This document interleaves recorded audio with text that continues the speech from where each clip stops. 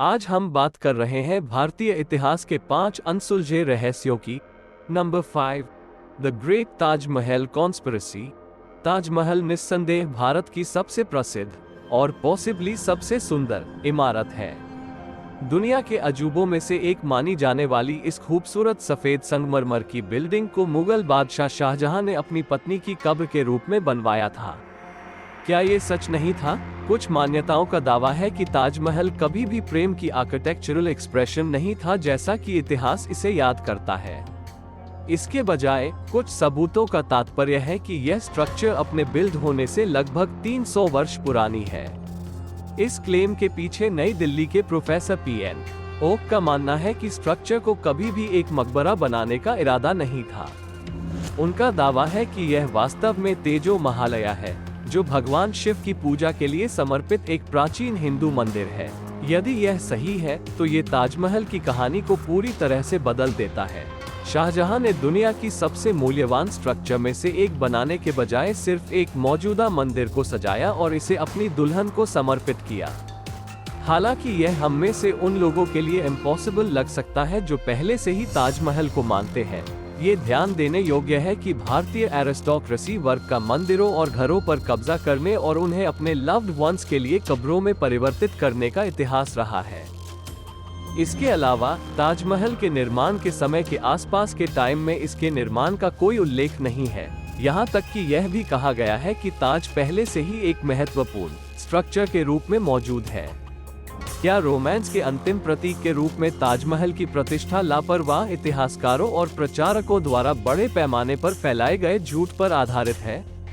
ये रहस्य तब तक अनसुलझा रहेगा जब तक कि भारत सरकार ताजमहल के बंद कमरों तक पहुंचने का फैसला नहीं कर लेती, ताकि वैज्ञानिक उनका पर्याप्त विश्लेषण कर सके।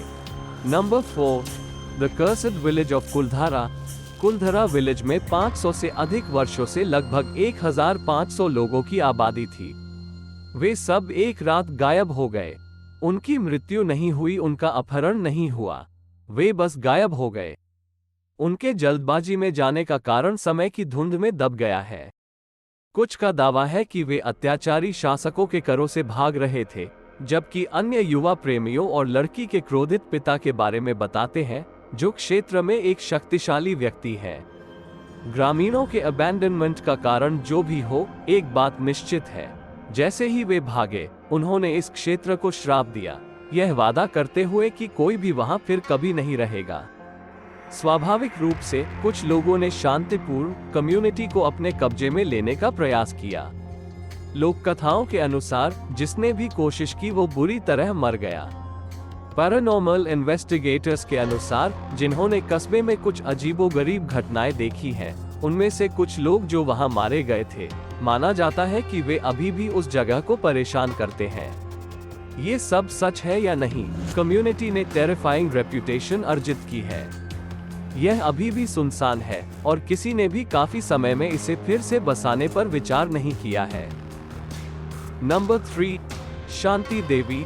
1930 के दशक में शांति देवी का जन्म दिल्ली के एक खूबसूरत घराने में हुआ था। जब वो 4 साल की थी तब उसने ये तर्क देना शुरू कर दिया कि उसके माता और पिता उसके सच्चे माता पिता नहीं थे।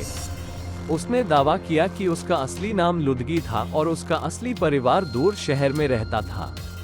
उसने दावा किया कि एक बच्चे को जन्म देते समय उसकी मृत्यु हो गई और उसने अपने पति और परिवार के बारे में डिटेल्स दी। शांति के भयभीत माता पिता ये पता लगाने के लिए निकल पड़े कि क्या उनकी बेटी के अजीबोगरीब आरोपों में कोई सच्चाई है, और उन्होंने जो पाया वो बेहद भयानक था। उस शहर में शांति ने उल्लेख किया, लुइगी देवी नाम की एक युवती की चाइल्ड बर्थ के दौरान मृत्यु हो गई थी और उसके द्वारा डिस्क्राइब्ड परिवार और रिश्तेदार काफी रियल थे। जब वह अंत में अपने दूसरे जीवन के पति से मिली तो उसने उसे तुरंत पहचान लिया और ऐसा अभिनय किया जैसे वो उसका बच्चा हो। न्यूज़पेपर्स क्विकली फैसिनेटेड हो गए और महात्मा गांधी जैसे प्रतिष्ठित अधिकारी शांति पर कड़ी नजर रख रहे थे। वो न केवल अपने पिछले जन्मों को याद करने में सक्षम हो गई, बल्कि बीच के जीवन के समय को भी याद करने में सक्षम हो गई, यानी बाद का जीवन। जन्मों के बीच इन लेओवर्स के दौरान उसने दावा किया कि उसने भगवान कृष्ण का सामना किया है। वह याद करने में सक्षम थी क्योंकि प्रभु ने उसे अपने अनुभवों के विवरण का प्रसार करने का काम सौंपा था। शांति देवी आगे चलकर एक धार्मिक विद्वान, शिक्षिका और छात्रा बनी। उन्होंने लगभग 60 वर्षों तक सभी बड़े और छोटे धर्मों की शिक्षाओं को स्वीकार किया, उन सभी के पीछे सत्य को खोजने का प्रयास किया, जो उन्हें दिया गया महान मिशन था। सैकड़ों विशेषज्ञों और वैज्ञानिकों ने पुनर्जन्म की यादों के उनके दावों को खारिज करने की कोशिश की, लेकिन कोई भी ऐसा करने में सक्षम नहीं था और सब फेल हो गए। Number 2, the iron pillar of Delhi. जबकि इंडस्ट्रियल रेवोल्यूशन के दौरान रस्ट रेजिस्टेंट आयरन का कॉन्सेप्ट वेस्टर्न सिविलाइजेशन में लोकप्रिय हो गई थी, दिल्ली में एक आयरन पिलर ऐसी प्रॉपर्टीज से लगभग 1 मिलेनियम पहले का है। दिल्ली कीर्ति पिलर या विजय पिलर 6 टन की लोहे की स्ट्रक्चर है जिसे 5वीं शताब्दी में बनाया गया था और समय की कसौटी पर खरा उतरा है और इसमें जंग नहीं लगा है। वैज्ञानिक इस स्तंभ के विज्ञान से चकित है, मुख्य रूप से इस तरह की बेहतर जंग प्रतिरोधी तकनीक को उस समय दुनिया में कहीं भी अननोन माना जाता था। Number 1, lake of skeletons, Roopkund झील, जो समुद्र तल से लगभग 16,500 फीट ऊपर है और इसे कंकालों की झील के रूप में भी जाना जाता है। कंकाल के अवशेष मूल रूप से 1942 में खोजे गए थे, क्योंकि कड़ी गर्मी ने बर्फ को पिघलाना शुरू कर दिया था। एक ब्रिटिश वुडलैंड गार्ड ने बड़ी संख्या में मानव कंकालों को झील के किनारे और तैरते हुए पाया। प्रारंभ में कंकालों को युद्ध के दौरान मारे गए जापानी सैनिकों के अवशेष माना गया था, लेकिन इस सिद्धांत को 2004 में खारिज कर दिया गया था। घटना की व्याख्या करने के लिए तब से कई स्पष्टीकरण प्रस्तावित किए गए हैं, लेकिन साइंटिस्ट अभी भी जवाब ढूंढ रहे हैं। गर्मियों के दौरान जब बर्फ पिघलने लगती है, तब भी इन स्केलेटन्स को देखा जा सकता है।